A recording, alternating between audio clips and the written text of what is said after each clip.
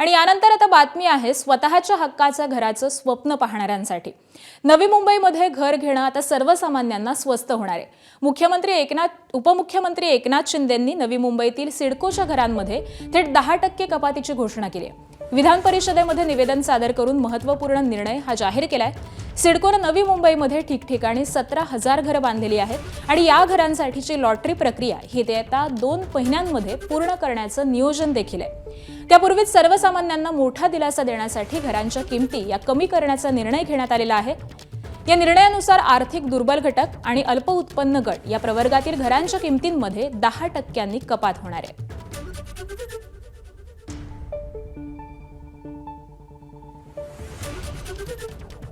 आम्ही 10% त्याच्यामध्ये कमी करण्याचा निर्णय घेतलेला आहे। शेवटी सरकार सर्वसामान्यांचं आहे आणि म्हणून लँड कॉस्ट आणि इतर ज्या काही बाबी आहेत त्या जेवढ्या कमी करता येतील आणि त्या ग्राहकांवर त्याचा भुर्दंड पडू नये यासाठी देखील आम्ही याच्यापुढे हातात निर्णय एका ह्याच्यासाठी घेतलाय।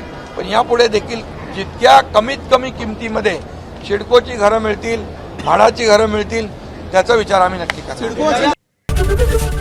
एबीपी माझा, उघडा डोळे बघा नीट।